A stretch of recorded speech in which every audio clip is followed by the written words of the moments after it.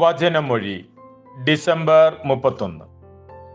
വചനഭാഗം ഉൽപ്പത്തി 1:26-28, പ്രഭാഷകൻ 3:1-9, കൊളോസോസ് 3:18-21, മത്തായിയുടെ സുവിശേഷം 2:13-14-19-23. ആരാധനാക്രമപരമായി 3 കാര്യങ്ങൾ ഇന്ന് പ്രധാനമായി അനുസ്മരിക്കുന്നുണ്ട്. ഓരോ കാര്യങ്ങളുടെയും ചൈതന്യത്തിന് ചേർന്ന വിധത്തിൽ വ്യത്യസ്തങ്ങളായ ദൈവവചന പ്രഘോഷണങ്ങൾ ആരാധനാക്രമ പഞ്ചാംഗത്തിൽ നൽകിയിട്ടുമുണ്ട്. ഈ ആരാധനാക്രമ വർഷത്തിൽ പിറവിക്കാലത്തുള്ള ഏക ഞായറാഴ്ചയാണ് ഇന്ന് ഡിസംബർ 31, വർഷാവസാന ദിനമാണ്. ഇന്ന് സഭയിൽ തിരുക്കുടുംബത്തിന്റെ തിരുനാൾ ആചരിക്കുന്ന ദിവസവുമാണ്.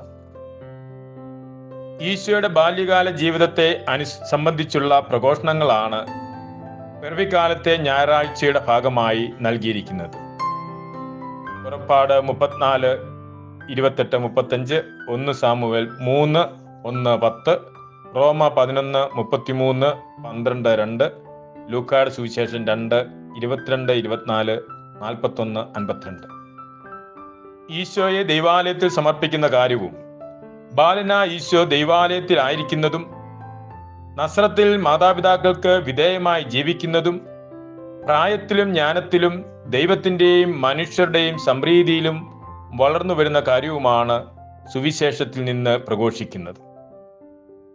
പുറപ്പാട് പുസ്തകത്തിൽ നിന്നുമുള്ള പ്രഘോഷണത്തിൽ കർത്താവിനോടുകൂടി ആയിരിക്കുകയും അവിടുത്തോട് സംസാരിച്ച് കാര്യങ്ങൾ തീരുമാനിക്കുകയും ചെയ്യുന്ന മോശയെയാണ് കാണുവാൻ സാധിക്കുന്നത്. സാമുവേലിന്റെ പുസ്തകത്തിൽ നിന്നുമുള്ള വായനയിൽ ബാലനായ സാമുവേൽ ദൈവാലയത്തിൽ വളർന്നു വരുന്ന കാര്യം വിവരിക്കുന്നു. റോമായിലെ സഭയ്ക്ക് എഴുതിയ ലേഖനത്തിൽ നിന്നുമുള്ള പ്രഘോഷണത്തിൽ പൗലോസ്ലീഹ ഓർമ്മിപ്പിക്കുന്നത് നമ്മുടെ ശരീരങ്ങളെ തന്നെ സജീവവും ദൈവത്തിന് പ്രീതികരവുമായ ബലിയായി സമർപ്പിക്കണമെന്നതാണ്. നമ്മുടെ ജീവിതം തന്നെയാണ് യഥാർത്ഥ ബലി, അതാണ് യഥാർത്ഥ ആരാധന. ദൈവഹിതം എന്തെന്നും നല്ലതും പ്രീതിജനകവും പരിപൂർണവുമായത് എന്തെന്നും വിവേചിച്ചറിഞ്ഞുകൊണ്ട് ജീവിക്കുവാൻ പൗലോസ്ലീഹ ഉപദേശിക്കുന്നു. ഈശോയെ പോലെ പ്രായത്തിലും ജ്ഞാനത്തിലും ദൈവത്തിൻ്റെയും മനുഷ്യരുടെയും പ്രീതിയിൽ വളർന്നു വരുവാനുള്ള ആഹ്വാനം തന്നെയാണ് സ്ലീഹ നൽകുന്നത്. ഭൗതികമായ ജ്ഞാനത്തിൽ വളരുന്നതുപോലെ ദൈവികമായ ജ്ഞാനത്തിലും അറിവിലും വളർന്നു വരണമെന്ന് സ്ലീഹ ഉപദേശിക്കുന്നു. ദൈവമായിരുന്നിട്ടും മാനുഷിക മാതാപിതാക്കന്മാർക്ക് വിധേയമായി ജീവിക്കുന്ന ഈശോ മനുഷ്യനായി ജീവിക്കുമ്പോൾ ദൈവത്തോടും ദൈവാലയ കർമ്മങ്ങളോടും ചേർന്ന് ജീവിക്കുന്ന ഈശോ, അവിടുന്നാണ് നമുക്ക് ജീവിതത്തിന് മാതൃക. അവിടുത്തെ ജീവിതത്തോട് നമ്മുടെ ജീവിതങ്ങളെ ചേർത്ത് വെക്കുമ്പോഴാണ്, അവിടുത്തെ പ്രവൃത്തികൾ നമ്മുടെ ജീവിതത്തിലൂടെ യാഥാർത്ഥ്യമാകുമ്പോഴാണ് യഥാർത്ഥ ആരാധന സംജാതമാകുന്നത്. ഇന്ന് വർഷാവസാന ദിവസമാണ്. നിശ്ചിത കാലത്തും സമയത്തുമെല്ലാം തിരുനാളുകൾ ആചരിക്കുവാനും വിശിഷ്ട ദിനങ്ങൾ അനുസ്മരിക്കുവാനും ദൈവമായ കർത്താവ് ഇസ്രായേലിന് നിർദ്ദേശം നൽകുന്നുണ്ട്. ലേവ്യരുടെ പുസ്തകം 23. സമയത്തിന്റെയും കാലത്തിന്റെയും എല്ലാം നിയന്താവ് ദൈവമാണ് എന്ന് ഓർമ്മിപ്പിക്കുന്നതിനാണ് ഇത് ആചരിക്കുന്നത്. ക്രിസ്തുവർഷം 2023 അവസാനിക്കുന്ന ഈ ദിനത്തിൽ കഴിഞ്ഞു പോകുന്ന വർഷം ദൈവം നൽകിയ എല്ലാ അനുഗ്രഹങ്ങൾക്കും നന്ദി പറയുന്നതിനും ദൈവത്തോട് അവിശ്വസ്തത കാണിച്ചിട്ടുണ്ടെങ്കിൽ വന്നുപോയ വീഴ്ചകൾക്ക് പരിഹാരം ചെയ്യുന്നതിനുമുള്ള അവസരമാണ്. ലേവ്യർ 6:1-7. കാരണം നീതിമാനും അധർമ്മിയും കർത്താവിന്റെ ന്യായാസനത്തിൽ നിൽക്കേണ്ടി വരും. ജ്ഞാനം 5:7-16. അതുകൊണ്ട് പൗലോസ്ലീഹ തിമോത്തിയോസിനെ ഉപദേശിക്കുന്നത് പോലെ ദൈവിക മനുഷ്യരായി ജീവിച്ച് തിന്മയിൽ നിന്ന് ഓടിയകലണം.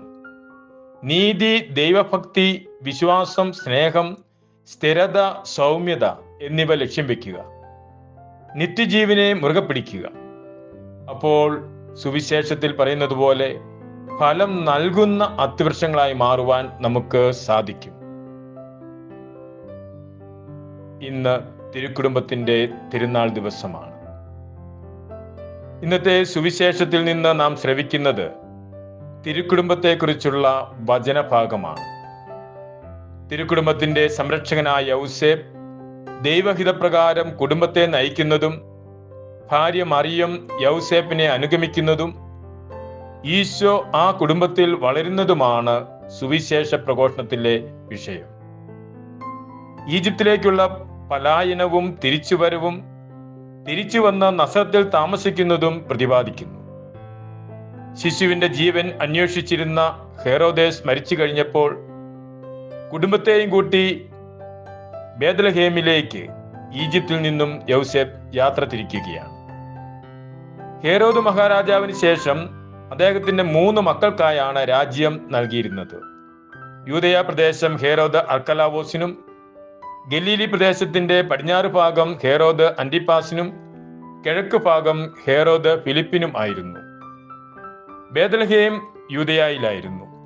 അവിടുത്തെ രാജാവ് അർക്കലാവോസ് ക്രൂരനായ ഭരണാധികാരിയായിരുന്നു. അതിനാൽ യൗസേപ്പും കുടുംബവും ഈജിപ്തിൽ നിന്ന് ബേത്ലഹേമിലേക്ക് യാത്ര തിരിച്ചെങ്കിലും അവിടേക്ക് പോകാതെ കുറച്ചുകൂടി സമാധാനപരമായി രാജ്യം ഭരിച്ചിരുന്ന അന്റിപ്പാസിന്റെ രാജ്യത്തിന്റെ ഭാഗമായ നസറത്തിൽ വന്ന് താമസമാക്കുന്നു. യൂദയായിലെ രാജാവായിരുന്ന അർക്കലാവോസിനെ പിന്നീട് റോമാ ചക്രവർത്തി സ്ഥാനഭ്രഷ്ടനാക്കുകയും അവിടെ റോമിൽ നിന്നുമുള്ള ഗവർണർമാർ ഭരിക്കുവാൻ തുടങ്ങുകയും ചെയ്തിരുന്നു. അപ്രകാരം ഒരു ഗവർണറായിരുന്നല്ലോ മിശിഹായെ മരണത്തിന് വിധിച്ച പൊന്തിയോസ് പിലാത്തോസ്. മിശിഹായെ സ്വീകരിച്ച യൗസേപ്പിന്റെയും മറിയത്തിന്റെയും കുടുംബം ഏതെങ്കിലും വിധത്തിൽ അതിസ്വാഭാവികമായ സംരക്ഷണ വലയത്തിലോ സൗഭാഗ്യത്തിലോ ജീവിക്കുന്നതല്ല. മറിച്ച് സാധാരണ കുടുംബജീവിതത്തിൽ ഉണ്ടാകുന്നത് പോലെ പ്രതിസന്ധികളെയും ത്യാഗങ്ങളെയും ഒക്കെ അഭിമുഖീകരിക്കുകയും അനുഭവിക്കുകയും ചെയ്യുന്ന കുടുംബത്തെയാണ് നാം സുവിശേഷത്തിൽ കാണുന്നത്. അവിടെയൊക്കെ ദൈവത്തിന്റെ സ്വരം ശ്രവിച്ച് അതനുസരിച്ച് പ്രവർത്തിച്ച് ജീവിതം മുന്നോട്ട് കൊണ്ടുപോകുന്ന തിരുക്കുടുംബമാണ് നമുക്ക് മാതൃക. കുടുംബത്തെക്കുറിച്ചുള്ള ദൈവിക പദ്ധതികളാണ് മറ്റ് തിരുവചന പ്രഘോഷണങ്ങളെല്ലാം പ്രതിപാദ്യ വിഷയം. ഉൽപ്പത്തി പുസ്തകത്തിൽ നിന്നുമുള്ള പ്രഭാഷണത്തിൽ മനുഷ്യനെ സ്ത്രീയും പുരുഷനുമായി സൃഷ്ടിക്കുന്നതും അവരെ അനുഗ്രഹിച്ച് ഒരു കുടുംബമായി രൂപപ്പെടുത്തുന്നതും സന്താനപുഷ്ടിയുള്ളവരായി വർദ്ധിക്കുവാൻ ആശീർവദിക്കുന്നതും കാണാം. ദൈവിക പദ്ധതിയിൽ കുടുംബത്തിന്റെ ലക്ഷ്യം സ്ത്രീയും പുരുഷനും തമ്മിലുള്ള ഒന്നാകലാണ്, ജീവന്റെ സമൃദ്ധിയാണ്. മക്കളെ ജനിപ്പിച്ച് ദൈവഹിതപ്രകാരം വളർത്തുക എന്നത് കുടുംബമായി രൂപപ്പെടുന്ന സ്ത്രീയുടെയും പുരുഷന്റെയും പ്രഥമ കടമയാണ് എന്ന് തിരുവചനം പഠിപ്പിക്കുന്നു. തങ്ങൾക്ക് ജന്മം നൽകുന്നതിന് ദൈവത്തോട് സഹകരിച്ച് ഈ ഭൂമിയിൽ ജീവിക്കുവാൻ ഇടവരുത്തുന്ന മാതാപിതാക്കളോട് മക്കൾക്കുണ്ടായിരിക്കേണ്ട കടമയാണ് പ്രഭാഷകന്റെ പുസ്തകത്തിൽ നിന്നുമുള്ള വായനയിൽ ശ്രവിക്കുന്നത്.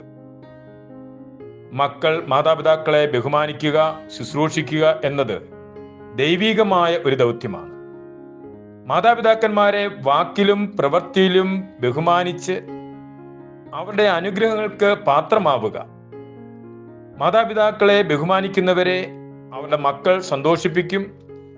അവരുടെ പ്രാർത്ഥന ദൈവം കേൾക്കും എന്നാണ് തിരുവചനം പറയുന്നത്. കർത്താവിന്റെ ഹിതമനുസരിച്ച് നയിക്കപ്പെടുന്ന കുടുംബങ്ങൾ എപ്രകാരമായിരിക്കണമെന്നാണ് ഇന്നത്തെ ലേഖന ഭാഗത്തിലൂടെ പൗലോസ് നമ്മെ പ്രബോധിപ്പിക്കുന്നത്. പരസ്പരം ക്ഷമിച്ചും സഹിഷ്ണുതയോടെയും വർദ്ധിക്കുവിൻ. കർത്താവ് ക്ഷമിച്ചതുപോലെ ക്ഷമിക്കുവിൻ. ഐക്യത്തിൽ ബന്ധിപ്പിക്കുന്ന സ്നേഹം എല്ലാറ്റിനും ഉപരിയായി പരിശീലിക്കുവിൻ. സ്നേഹവും വിധേയത്വവും അനുസരണവുമായിരിക്കണം കുടുംബത്തിന്റെ മുഖമുദ്രയെന്ന് ലേഖനഭാഗം പഠിപ്പിക്കുന്നു. അപ്രകാരം ജീവിക്കുമ്പോൾ നസ്രത്തിലെ കുടുംബം പോലെ നമ്മുടെ കുടുംബവും അനുഗ്രഹീതമാകും. ദൈവിക പദ്ധതി നമ്മുടെ കുടുംബത്തിലൂടെയും നിറവേറ്റപ്പെടും. നമ്മുടെ കുടുംബങ്ങളിലെ എല്ലാവരെയും, പ്രത്യേകിച്ച് നമുക്ക് ജന്മം നൽകിയ മാതാപിതാക്കളെ ഇന്ന് ദൈവത്തിന്റെ സന്നിധിയിൽ ഓർത്ത് പ്രത്യേകം പ്രാർത്ഥിക്കാം. മാതാപിതാക്കൾ എല്ലാവരും തങ്ങൾക്ക് ദൈവം നൽകിയ മക്കളെ ഇന്ന് പ്രത്യേകമായി ദൈവസന്നിധിയിൽ സമർപ്പിച്ച് പ്രാർത്ഥിക്കുന്നു. മോശയെ പോലെ, സാമുവേലിനെ പോലെ ദൈവസാന്നിധ്യ ബോധ്യത്തിൽ വളർന്നു വരുവാൻ നമുക്ക് കൃപ യാചിക്കാം. 2023 ദൈവം നൽകിയ എല്ലാ അനുഗ്രഹങ്ങളെയും ഓർത്ത് അവിടത്തേക്ക് നന്ദി പറഞ്ഞ് ഈ വർഷത്തോട് നമുക്ക് വിട പറയാം. ദൈവം നമ്മെ സമർത്ഥമായി അനുഗ്രഹിക്കട്ടെ. ഈശോയിൽ സ്നേഹപൂർവ്വം കുറ്റ്യാനിക്കൽ സെബാസ്റ്റ്യൻ അച്ഛൻ.